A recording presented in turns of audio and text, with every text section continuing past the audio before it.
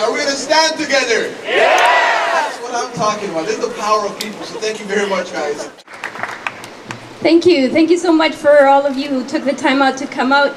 And thank you so much for allowing Friends of Medicare to join our voices and solidarity to the issues of cuts to refugee health services. This is a personal issue for me. Following a bloody US-backed military coup in 1973, my father spent 1 year in a concentration camp. And upon his release, my family, with the assistance of the United Nations, left my country of origin. On a hot June 20th of 1975, my family and I arrived here in Edmonton after living 1 year in a refugee camp in Argentina. Chile back then was not considered one of the designated countries. Fast forward to 2013, we may not be here. Mr. Kenny has found in his vast world knowledge that after years of first living under a serious dictatorship and other political ideologies, that Chile is safe. He obviously doesn't have access to an internet where he can see last week's students' protests and the lack of human rights protections in that country. Mr. Kenny has changed the understanding of what universality means to Canadians, and he and this government that he represents have also taken upon himself to decide who goes without health care. The interim federal health program and the refugee claimants from the 27 designated countries of origin will now be denied almost all health care services. Social policy should not be a reflection of our values, should be a reflection of our values and not political ideology. The Canadian Charter of Rights and Freedoms protects all people in Canada. It doesn't say except for refugees. Refugees have a right and have access to Canadian services while their claim for refugee protection is being considered. These cuts to refugee health care have become humanitarian issues. When we as Canadians are denying children vaccinations, when we're denying women prenatal care, when we are denying people chronic illness care, then we're no better than the countries that these people are fleeing from, that refugees are having to flee from. Mr. Kenny has done a fabulous job in bringing out the negative concept of individualism over the idea of collectivism that we as Canadians are so proud of. Canadians should not be asking why refugees are getting gold-plated health services. Canadians should be asking why Canadians are not getting the quality health care services in our provinces and in our country that we should be getting. That should be the question. To wrap things up, we want our Canada back, Mr. Kenny and Mr. Harper. A Canada that values human beings, a Canada that is equitable and just. We want real leadership from the federal government, one that is reflective of all that we Canadian values. We want the Minister of Health and the Premier of this province to stand up and condemn these cuts and extend health care coverage to all residents of Alberta.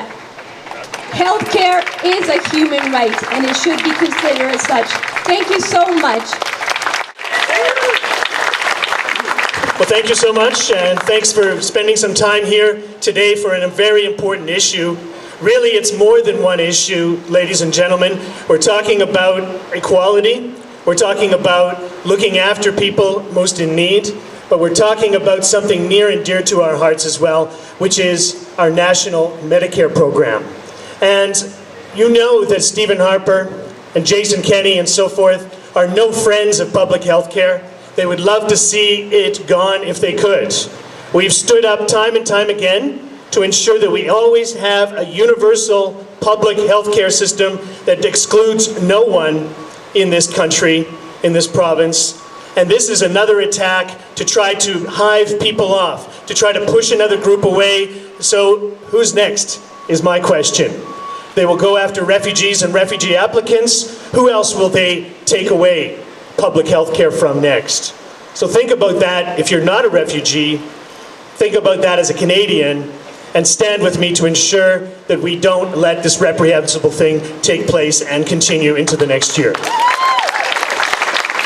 Let's call this Let's call this for what it is. It's a cynical political attack, fanning the flames of racism, of intolerance, and of ignorance. It's very little to do with the actual dollars of public health care. Mr. Harper is playing to his political base, and it's not a pretty sight. Again, if we let him get away with this, who's next? Who's next on the list to be pushed aside, to be vilified somehow? It's not about the money, because we know that the federal government, the federal Conservatives, have chipped away their portion of the Medicare money that they put in, that they don't even have a say anymore, thank you very much. They pay so little of our public health system that really they're not entitled to make such claims against who gets health care and who doesn't. It's the provincial governments of this country who pay for health care. We pay for it out of here. We debate the budget for health care right here in this building. And as my colleague Dr. Sherman said, let's follow the example of not just the NDP in Manitoba, God bless them, but the Conservatives in Saskatchewan who said, we'll pick up the bill, we'll pay for refugee claimants because we believe in universal health care.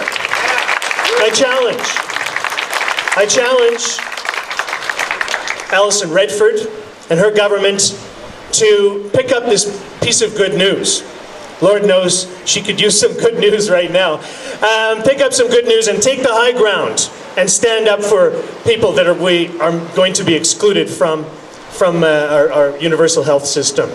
It's not a great expense, and it's a reflection of the values that we share as Albertans here in this country, that we look after each other.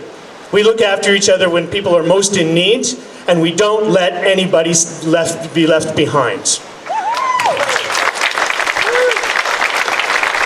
So we will bring it up in the legislature. We will bring it outside. We're doing it here now today. And certainly, as Amit mentioned, we don't want to be back here next year. Because ultimately, as we say, we are a reflection of how we look after people most in need. That's a sign of who we are as a community and a country. And we can see other countries with far less resources looking after far more refugees in the very best way that they can. Because that's the values that they share in Turkey or in Lebanon or in other countries that have hundreds of thousands of refugees or millions of refugees. So when we look after each other, when we look after refugees, we strengthen what sort of nation we are, what sort of community we are. Because people come here to Canada and we have built this nation of Canada based on these values of universal and equality. And anytime we compromise those values, we compromise the fabric of who we are. On behalf of the Alberta New Democrats, you know that we will be standing up in this legislature to ensure this thing does not happen, and we invite you to stand together with us. Thank you very much.